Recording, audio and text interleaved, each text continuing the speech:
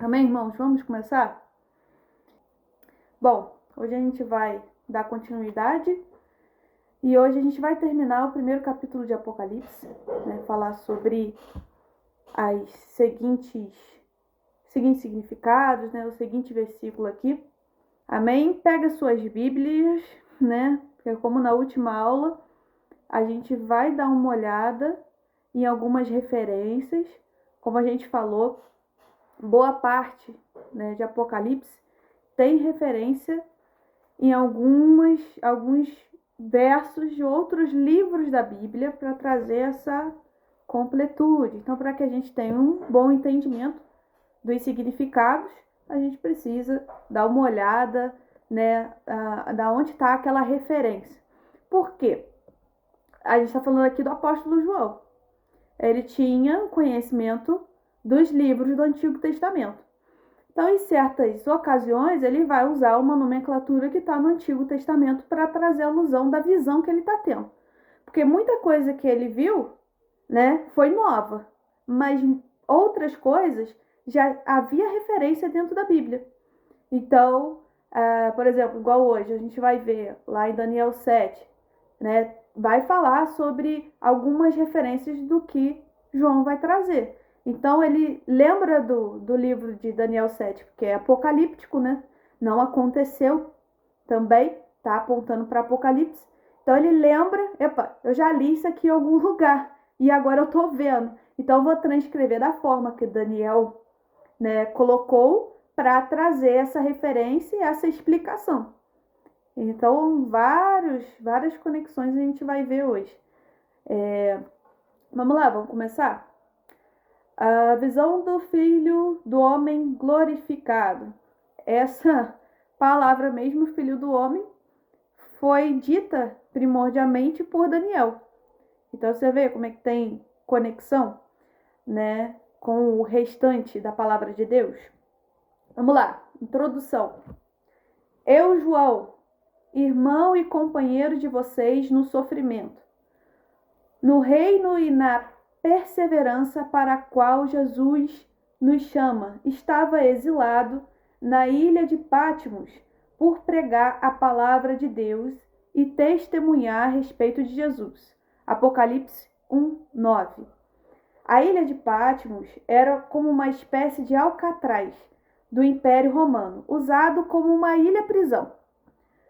Funcionava como um cárcere sem grades, rica em mármore, onde a maioria dos prisioneiros era forçados a trabalhar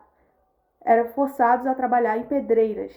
Você já viu lá nos Estados Unidos? Não sei se você já viu algum vídeo referente a isso. Aonde eles usam um prisioneiro para trabalhar? Sei se vocês, né, lembram na memória, né? Havia uns desenhos até, né, na nossa infância, aonde os prisioneiros ficavam quebrando pedra. É a mesma sincronia com esse texto. Além de manter de manter o Império Romano manter seus prisioneiros numa ilha, eles usavam eles para fazer esse trabalho árduo, de extrair o mármore daquela ilha. Então é mais ou menos essa prisão que João é colocado, e a gente vê aqui, por pregar a palavra de Deus. Então, por perseguição religiosa, ok? Vamos lá, continuação. Barnes descreve Patmos como solitária, desolada, estéril, desabitada, raramente visitada. Tinha todos os requisitos que poderiam ser desejados para um local de punição. E o banimento para aquele lugar realizaria tudo que um perseguidor poderia desejar ao silenciar o apóstolo, sem matá-lo.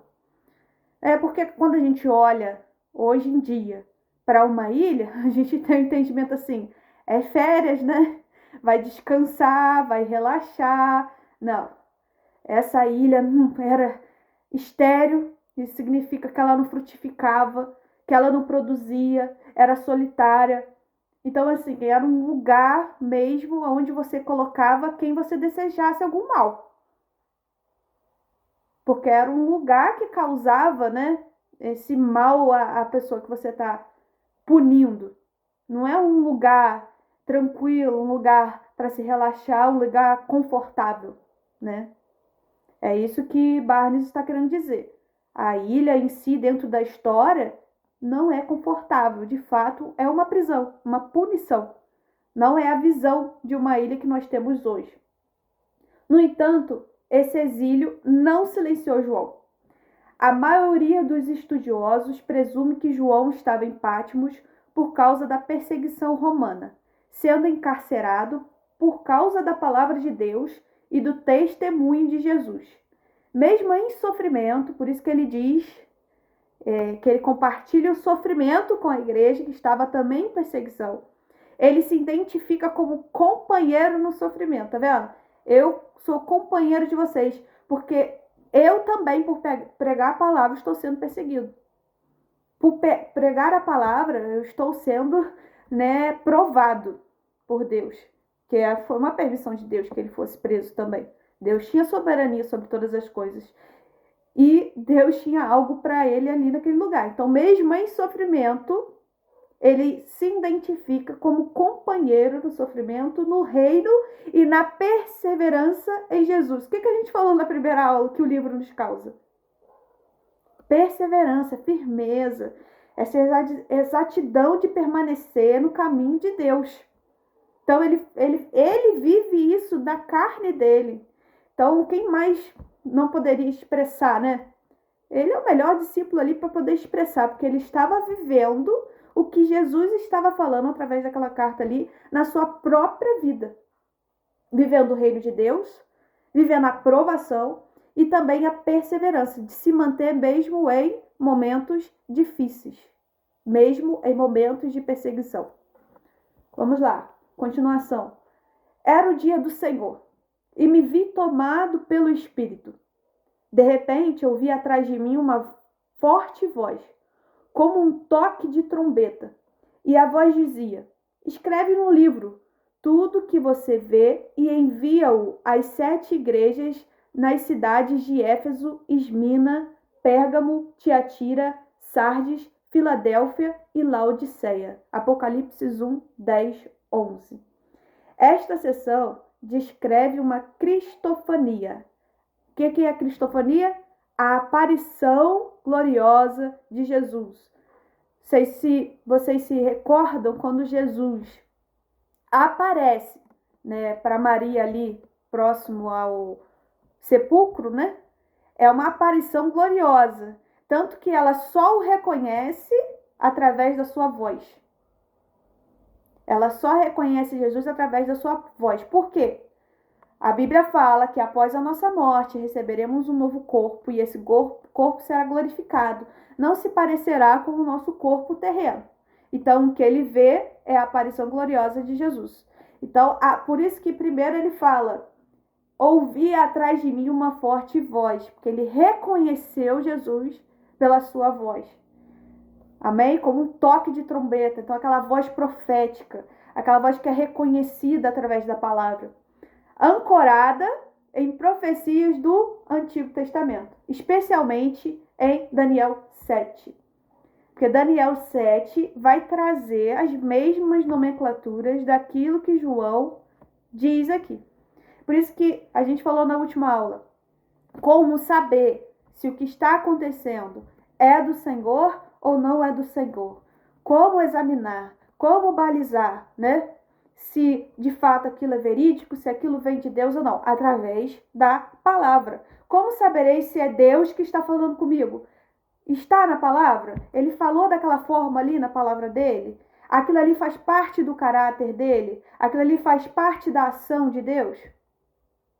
Assim nós saberemos se a profecia de fato vem da parte dele, se está de acordo com a palavra. Então João usa a própria palavra e toda essa sincronia que existia com Daniel 7 e faz uma confirmação de que era de fato Jesus, que era o mesmo desde o Antigo Testamento e está aqui falando no Novo Testamento através de Apocalipse, numa linguagem diferente, mas que é ainda conhecida. Entendeu? É uma linguagem diferente dos evangelhos, é uma linguagem diferente das cartas de Paulo, mas ainda conhecida, porque Daniel foi alguém referência, né, em falar sobre a vinda de Cristo. o que eles achavam que seria a vinda de Cristo ali, né, nos evangelhos, na sua primeira vinda, mas na verdade Daniel está falando da sua segunda vinda, após a sua morte e ressurreição, né, que a gente entendeu na última aula. João, solidário com seus irmãos no sofrimento, recebe a visão na ilha de Patmos, no dia do Senhor. Clark observa sobre a expressão como uma trombeta. Isso foi calculado para atrair cada pensamento errante, fixar a sua atenção e solenizar todo o seu ser. Vai ter horas que Deus vai falar de uma forma tão impactante que não haverá dúvidas de que é o Senhor. Isso que quer dizer a voz de trombeta, que vai silenciar meus pensamentos, silenciar os desejos do meu coração, qualquer dúvida, qualquer medo. Eu terei certeza absoluta que é o Senhor. Por isso ele descreveu, veio com um toque de trombeta. Não tem como eu dizer que não era ele, não tem como eu falar que não era o Senhor, porque foi tão forte, foi tão certo, foi tão verdadeiro, foi tão puro, foi tão genuíno, que não tem como eu dizer que não era Jesus, não tem como eu falar, não tem como eu duvidar. É Deus, não tem erro, é Ele, entende? E existe aqui também a ordem de escrever. João é ordenado a escrever o que vê, uma ordem repetida outras 11 vezes ao longo do livro. A revelação não é para ser retida, mas compartilhada com a igreja. É a mesma coisa que a gente viu na primeira aula. É algo para se ouvir, para ser falado, é algo para ser partilhado. Por quê? Porque era uma profecia preditiva. Então, o que há de vir. E toda a igreja precisa saber para manter a sua esperança, porque ninguém sabe nem o dia nem a hora. Mas isso causará perseverança na igreja, que a gente já falou em outras aulas. Mas por que Jesus enfatiza? Você tem que escrever. Isso precisa ser repassado, porque Jesus queria que chegasse a sua igreja como um todo, em todo o tempo, né? Durante toda a história, né? Jesus queria que isso fosse compartilhado. E ao longo do tempo foi sendo examinado, discernido, e nós trazemos hoje tanto para uma realidade atual, tanto como também um reconhecimento das coisas futuras que vão vir. Amém? Vamos lá, a exegese da visão. Os 7 candelabros e o Filho do Homem. Hoje a gente vai ver o que significa. Eu acho muito legal isso. Isso me traz até um entusiasmo de estudar. Porque Jesus vai usar de símbolos, né, para poder trazer ali um significado. Aquilo que ele quer falar para a igreja. E aí eu acho muito legal, que a gente vai ver o candelabro. Ah, porque o cabelo dele é branco como a neve. Porque os olhos dele é como chama de fogo, porque o pé é como bronze. Isso é muito legal. Por quê? É aquilo que a gente conversou na outra aula. São enigmas que só os servos de Deus, que meditaria, que ia examinar, que ia ter o entendimento do que ele estava querendo dizer com aquilo ali. Então, assim, não é dado a qualquer um, é dado àqueles que ele ama e àqueles que se dedicam, né? Aqueles que se sacrificam, que buscam um tempo ali para ter um entendimento. Amém? Vamos lá, Apocalipse 1, 12 ao 13. Quando me voltei para ver quem falava comigo, vi 7 candelabros de ouro, e em pé entre eles havia alguém semelhante ao Filho do Homem. Vestia um manto comprido, com uma faixa de ouro sobre o peito. É muito interessante, né? Porque é igual eu falei, vai trazer alusão a Daniel. Alguém semelhante ao Filho do Homem. Então João fala assim, poxa, a minha visão está sendo alguém que é semelhante ao que Daniel falou antes. E ele representou isso como Filho do Homem. Por isso que ele fala alguém semelhante ao Filho do Homem. A profecia que Daniel falou lá atrás.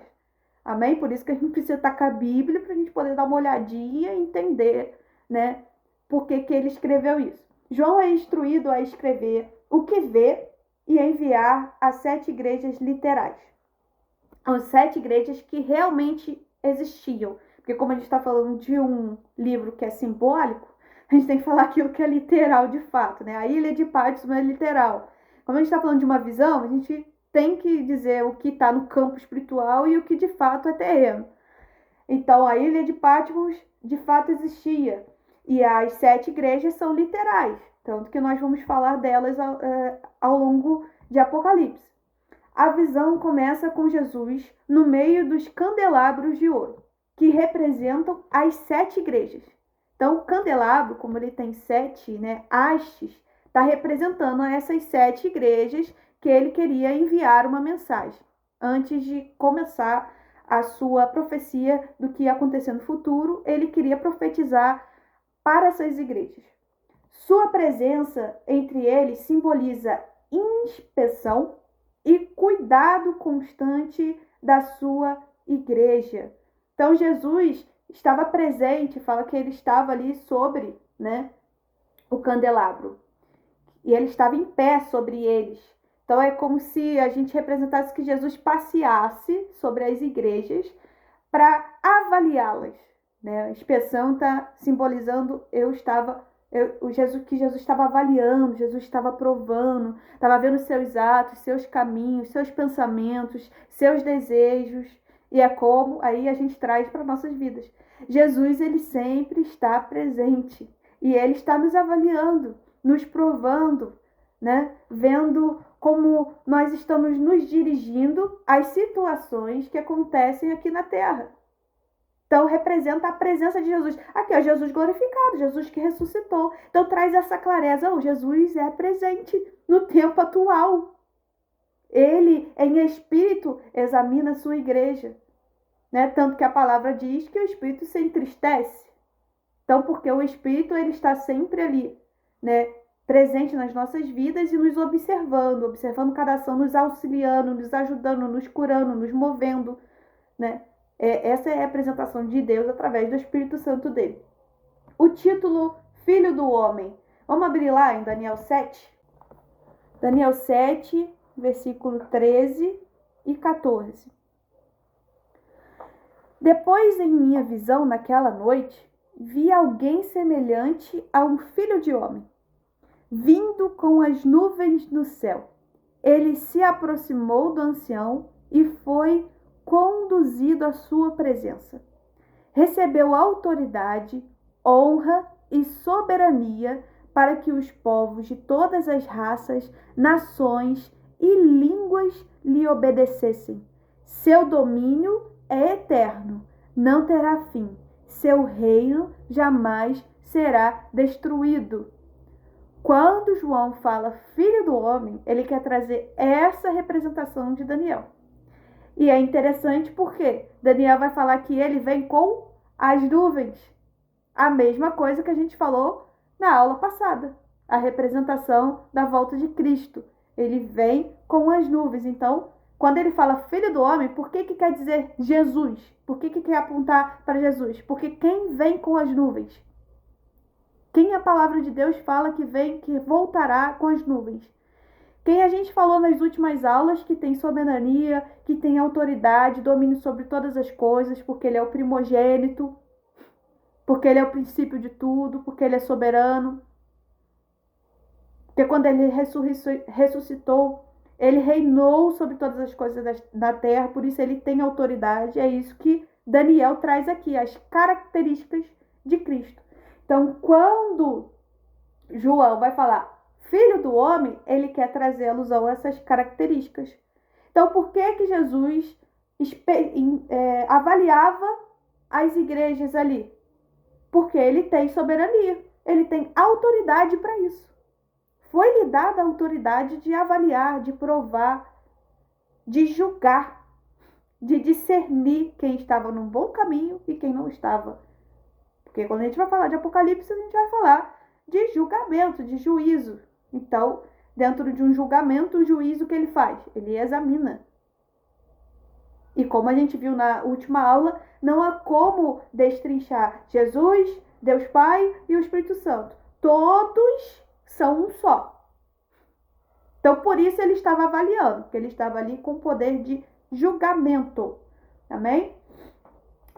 Vamos lá, Daniel 7, 13, 14 expressa glória e autoridade, não humildade, como a gente vê nos evangelhos. Vamos lá, os 7 candelabros. lembra um candelabro do tabernáculo. Mas aqui, cada igreja é uma lâmpada individual, mostrando que Deus agora habita em muitas comunidades espalhadas. Jesus é o sumo sacerdote que inspeciona e mantém acesa as lâmpadas. Amém? Esse era o dever do sumo sacerdote, manter as lâmpadas acesas. Então, através do Espírito Santo, Jesus nos mantém vivos, porque Ele tem o poder da morte, da vida. Nós veremos isso hoje ainda.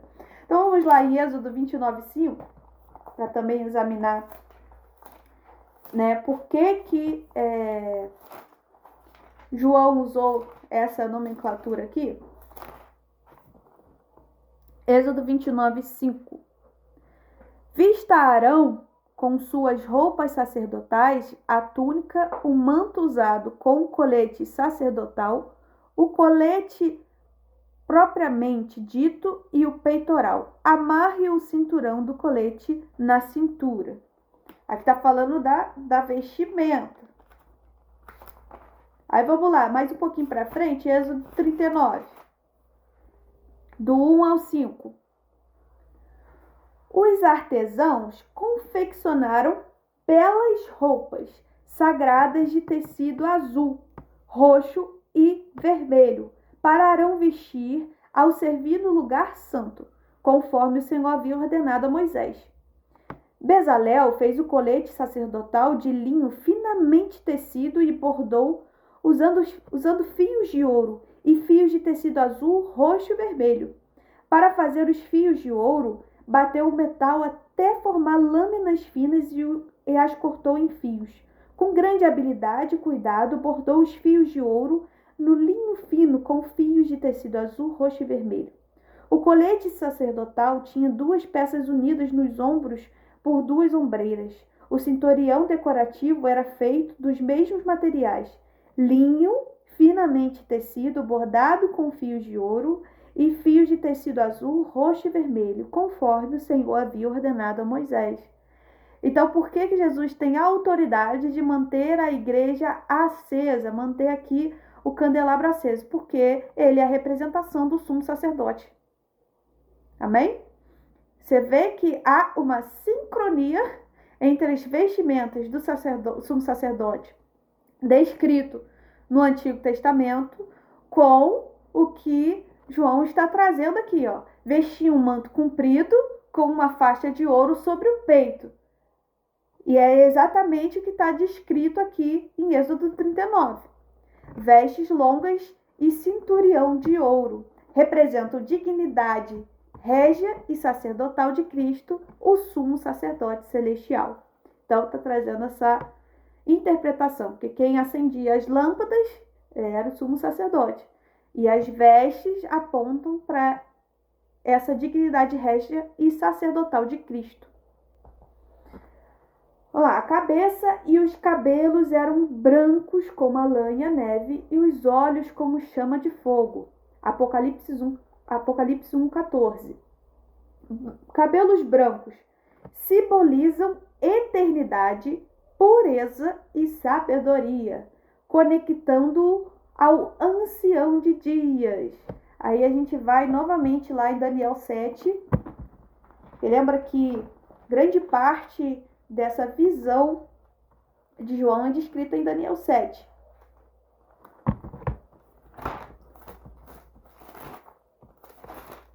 Daniel 7:9. Enquanto eu observava, foram colocados alguns tronos, e o ancião se sentou para julgar. Suas roupas eram brancas como a neve, seu cabelo como a mais pura lã. Sentava-se num trono de fogo com rodas de chamas ardentes. Vendo? É o que João está trazendo para a gente aqui. É o que está em Daniel 7:9. E representa eternidade, pureza e sabedoria.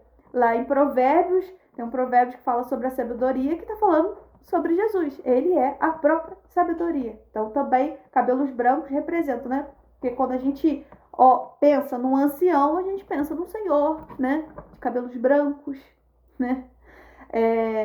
barba branca, né? Qual é a conexão de imagem que nós temos com o ancião? E o que a Bíblia fala sobre o ancião, sobre pessoas mais velhas? Que elas têm sabedoria. E traz essa questão, essa linha temporal de que é aquele que vive por mais tempo. Então aponta também a eternidade de Deus e a pureza. Porque tudo que a gente vê, né, branco, aquela coisa branca, pura, limpa, traz essa imagem à nossa mente, né? Ele é limpo, ele é purificado, né? Então traz a pureza de Deus na cor branca. O termo ancião de dias pertence a Deus Pai, mas também concorda com Cristo, que é igual ao Pai quanto à sua natureza divina. Não tem como o Filho não ter as características do Pai. Não tem como a gente fazer a separação, né, da trindade, da triunidade. Não tem como separarmos. As suas características estão entrelaçadas uns aos outros. Vamos em Isaías 1:18, que também vai falar sobre isso. Isaías 1, versículo 18. Venham, vamos resolver esse assunto, diz o Senhor. Embora seus pecados sejam como o escarlate, eu os tornarei brancos como a neve. Embora sejam vermelhos como carmesim, eu os tornarei brancos como a lã. Quem que nos redime do pecado? Não é Jesus? Por isso, essa visão, né, dos cabelos brancos, né, e ele trazer essa clareza do branco, traz um apontamento para Jesus, que Isaías está falando aqui, né? Eu os tornarei brancos como a neve. A cabeça e os cabelos eram brancos como a lã e a neve. Então tá apontando para o texto de Isaías 1:18. Vamos lá de novo. Venha, vamos resolver esse assunto, diz o Senhor. Embora seus pecados sejam como escarlate, eu os tornarei brancos como a neve. Embora sejam vermelhos como carmesim, eu os tornarei brancos como a lã. Nós sabemos, né, nós mulheres, que quando algo mancha de vermelho, como é difícil limpar, como é difícil tirar, né? Mas o Senhor Jesus, ele tem poder sobre todas as coisas. Então não importa o volume da mancha, a intensidade, porque quando ele vai falar sobre o vermelho com o carmesim, é sobre essa intensidade. Ele nos purifica, ele nos limpa, ele tem esse poder de remissão. Amém? Olhos como chamas de fogo representam sua santidade penetrante e o poder de julgamento. Ele vê através das aparências e das intenções, revelando toda impureza e hipocrisia. Vamos ler em 2 Pedro 3, que vai falar sobre isso.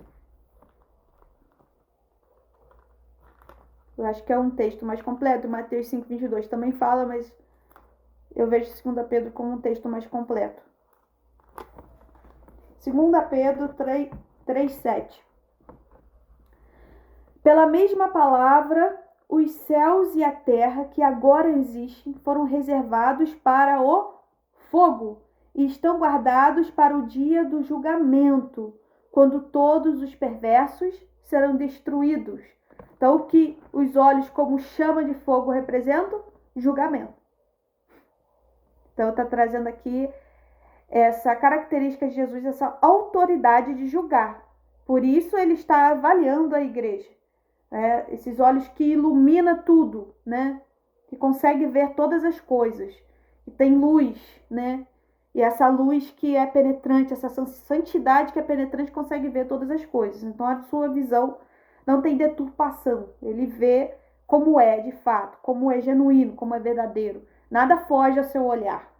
E é isso que quer dizer os olhos, como chama de fogo. Vamos seguir aqui. Os pés eram como bronze polido, refinado numa fornalha. E a voz ressoava como fortes ondas do mar. Apocalipse 1:15. Pés como bronze polido, símbolo de força e julgamento justo. O bronze usado no altar de sacrifício aponta para a firmeza e pureza moral do Cristo Jesus. O altar de sacrifício ficava ali no pátio externo. Então, é onde as pessoas ali andavam, onde ainda havia acesso ao público. Por isso que fala sobre essa pureza moral, sobre, né, o olhar da sociedade, tanto que em seguida, quando ele vai falar sobre as igrejas, ele fala sobre esse olhar de como nós portamos no meio da sociedade. E vamos ler lá Êxodo 27, 1-6 para trazer mais entendimento? Do 1 ao 6. Usando madeira de acácia, construa um altar quadrado com 2,25 metros de largura e comprimento, e 1,35 metros de altura. Versículo 2. Faça uma ponta em forma de chifre para cada um dos 4 cantos, de modo que as pontas e o altar formem uma só peça. Revista o altar com bronze. Faça baldes para recolher as cinzas, e também pás, bacias, garfos, para carne e braseiros, todos de bronze. Faça ainda uma grelha de bronze e 4 argolas de bronze, uma para cada canto da grelha. Coloque-a à meia altura do altar debaixo da borda. Portanto, para transportar o altar, faça varas de madeira de acácia revistas com bronze. Passe as varas por dentro das argolas dos 2 lados do altar quando ele for transportado. Aqui, né, vai seguir sobre as características. Mas é interessante porque, igual a gente falou, sobre a pureza moral. Então, moral, né, quando nós estamos ali, quando a gente vai olhar para a moral do povo, a gente vai olhar como ele caminha no meio da sociedade, ok? Então, essa força de julgamento de Jesus de uma forma externa. Para entrar no tabernáculo, né, de Deus ali, ele precisava sacrificar. Então, quer dizer o quê? Vocês não vão estar na minha presença de qualquer jeito. Esse pés como bronze polido aqui é essa representação.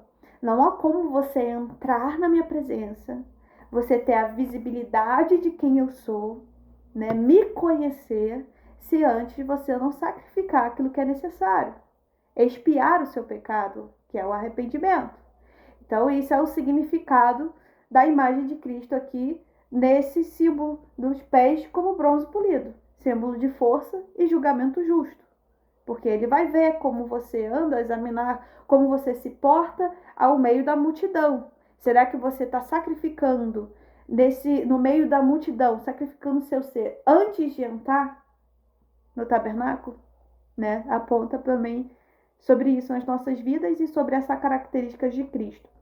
Voz como o som de muitas águas. Aponta para o fato de que sua voz ecoa com autoridade soberana e majestade irresistível, dominando todas as outras vozes. Já reparou que quando a gente vai assim, numa cachoeira que tem uma queda de água muito grande, que por um momento a gente fica meio extasiado?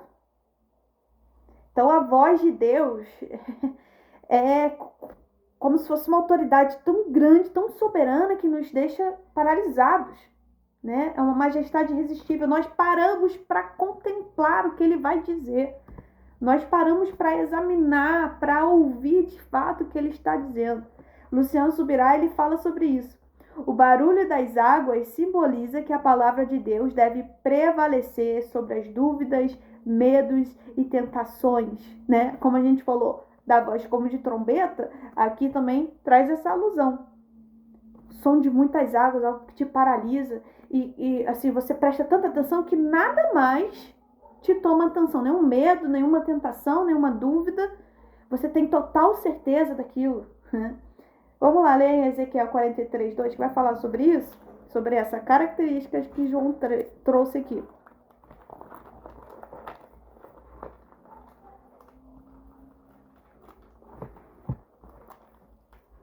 Depois de Jeremias, de Isaías, Ezequiel 43:2. De repente, a glória do Deus de Israel surgiu vindo do leste. O som de sua vinda era como o rugido de águas revoltas, e toda a paisagem se iluminou com a sua glória. Tá vendo? Olha como que a Bíblia se conecta. Cara, é muito, muito, muito legal isso. Vamos pro próximo. Na mão direita tinha 7 estrelas, e de sua boca saiu uma espada afiada dos 2 lados. A face brilhava como o sol em todo o seu esplendor. Vamos lá, por parte. 7 estrelas na mão direita. No próprio capítulo, Jesus interpreta o que quer dizer. Então, obviamente, né, vamos seguir a interpretação do que Jesus falou que representava.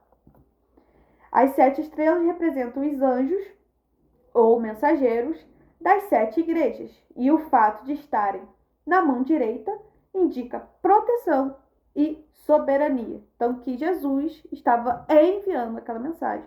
E ela seria protegida e ela seria soberana, ok? Essa é a interpretação clara disso, porque Jesus mesmo interpreta no final do livro que esse é o significado, para não causar confusão. Espada afiada de 2 gumes. A espada, aí fala faia, tá? O PH a leitura é feita com som de F. Ronfaia, que sai de sua boca, simboliza a palavra de Deus, instrumento de juízo e verdade. Vamos lá, Hebreus 4:12. Pois a palavra de Deus é viva e poderosa, é mais cortante que qualquer espada de 2 gumes, penetrando entre a alma e o espírito, entre a junta e a medula, e trazendo à luz até os pensamentos e desejos mais íntimos. Então, o que a palavra de Deus faz conosco? Aqui, está falando em Hebreus 3, em Hebreus 4, que a palavra ela é viva e eficaz. Então, quando nós ouvimos, ela tem uma ação de dividir a nossa, que penetra até a alma, o nosso espírito, e traz essa transformação de pensamento e de desejo. Por isso ela é viva e eficaz, porque a palavra dele nos transforma. Então João fala, não há como eu ler sobre essa visão e não ser transformada em relação ao que Deus é. Não transformar a minha visão, a minha mentalidade, a minha capacidade de ver. E Efésios 6:17 fala sobre empunhar, né, essa espada. Então, isso diz que não só quem ouve é trabalhado, mas também quem ensina, quem fala sobre a palavra de Deus. Por isso é uma espada de 2 gumes. Por isso que quando a gente vai pregar a palavra de Deus, a gente fala assim, como que essa palavra me cortou antes de eu trazer para você? Porque é uma ação para os 2 lados. Quem empunha e quem recebe a palavra de Deus é trabalhado, é moldado. Então, até quem ensina e até quem ouve. E aí a gente vai lá para o início de Apocalipse, que fala que é uma leitura congregacional. Então, também traz essa conexão.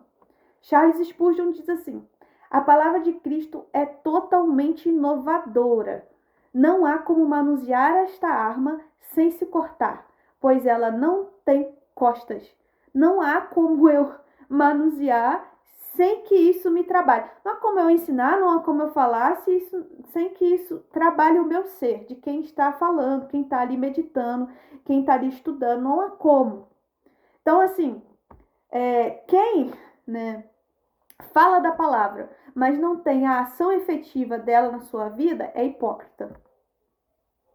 Então, também isso aqui traz um significado de que Jesus falou, né, na palavra dele, de que ele veio e que ele... como é que eu vou falar? Ele viveu a palavra. Ele veio para confirmar a lei, né? Então, ele em si confirmou a palavra de Deus. Então, isso o cortou, né? Isso fez parte dele. Eu vivi segundo a palavra. Por isso, eu tenho essa autoridade de transmitir para você. E através que é transmitido para a sua vida, isso também transformará a sua vida e vocês parecerão comigo. Porque isso me transformou. Por isso, espada de 2 gumes. Porque até Jesus foi lapidado, foi transformado através da palavra, porque ele veio para executar a palavra de Deus. Ele é o executante do plano de Deus, a testemunha fiel. Então não há como ele ser testemunha fiel da palavra de Deus se a palavra de Deus não estivesse sendo cumprida sobre a vida dele também. Por isso, ele é quem tem essa espada sobre a sua mão, sobre a sua boca, sobre a palavra de Deus, amém? Face como o sol, enfatiza que a sua glória é incomparável, irradiando como na transfiguração em Mateus 17:2. Vamos lá ler? Para não causar dúvidas. Vendo como é que a palavra, ela mesma em si, se explica.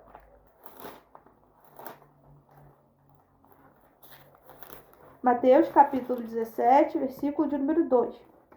Enquanto os três observavam, a aparência de Jesus foi transformada de tal modo que seu rosto brilhava como o sol e suas roupas se tornaram brancas como a luz. Tá vendo? Mais uma vez, mostrando que quem estava sobre a visão de João era Jesus. Era o próprio Jesus. Spurgeon diz: quando o Senhor está presente, até as estrelas perdem o brilho. Olhe para o sol e você esquecerá as estrelas. Já viu? Quando a gente olha para o sol, até a nossa visão cega, porque as outras coisas já não são mais nem reconhecíveis ao nosso olhar. Apenas Jesus. Por isso nós olhamos para o alto, nós mantemos o nosso foco no nosso Senhor e Salvador Jesus Cristo.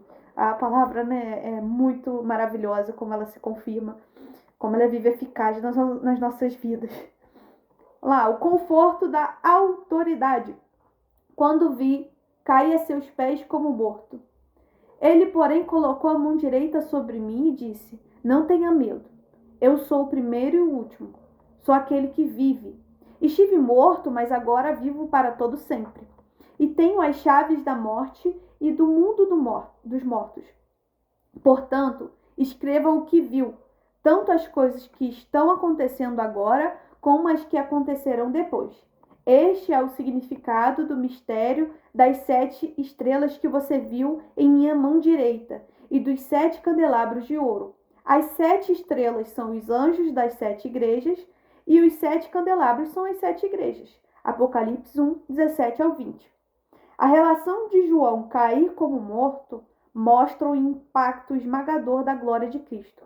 Mas Jesus o toca e diz: não tenha medo. Não tenha medo de tudo que for mortificado na sua vida por causa da presença de Cristo. Porque a glória dele vale infinitamente mais do que qualquer coisa que existe em nós. Jesus confirma sua autoridade através de 3 títulos, que nós vimos também, né, através da última aula.